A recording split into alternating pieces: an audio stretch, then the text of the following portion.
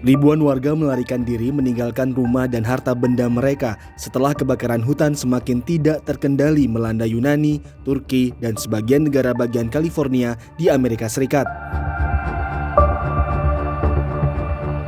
Di Pulau Evia, Yunani, penjaga pantai melakukan operasi besar untuk mengevakuasi warga melalui laut.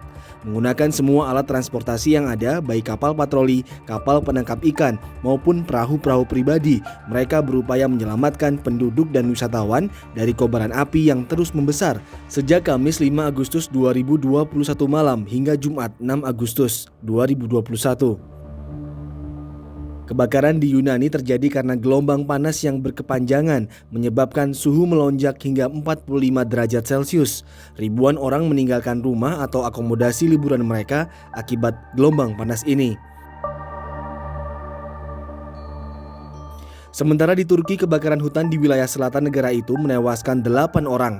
Pihak berwenang mengevakuasi warga di 6 lingkungan dekat kota Milas, Provinsi Mugla, karena kobaran api mendekati pusat pembangkit listrik. Total, menurut para pejabat, pemerintah mengevakuasi 36.000 penduduk provinsi ini untuk mengungsi hingga kebakaran dipadamkan. Sementara di Amerika Serikat, kebakaran yang melanda kota Granville, sebuah kota pertambangan kuno di California, telah menghancurkan 320.000 akre atau sekitar 129.000 hektar lahan.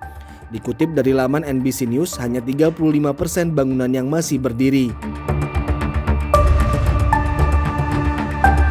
Sejumlah ilmuwan yang melakukan studi tentang gelombang panas dikutip dari laman Konvensi Kerangka Kerja Perserikatan Bangsa-Bangsa untuk Perubahan Iklim (UNFCCC) menyatakan gelombang panas ini berkaitan dengan perubahan iklim yang semakin memburuk. Dr. Frederick Otto, peneliti dari Universitas Oxford, Inggris, mengatakan tanpa tambahan gas rumah kaca di atmosfer dalam statistik dan permodelan yang mereka miliki, peristiwa seperti ini tidak akan terjadi. Dia menambahkan jika suhu bumi naik 1,5 derajat, peneliti memperkirakan potensi gelombang panas yang parah bisa terjadi kembali lebih tinggi 20% pada tahun tertentu. Para peneliti mengatakan peristiwa belakangan ini menggambarkan kebutuhan mendesak bagi pemerintah, para pengambil kebijakan untuk segera menelurkan kebijakan yang frontal untuk mengurangi emisi gas rumah kaca secepat mungkin.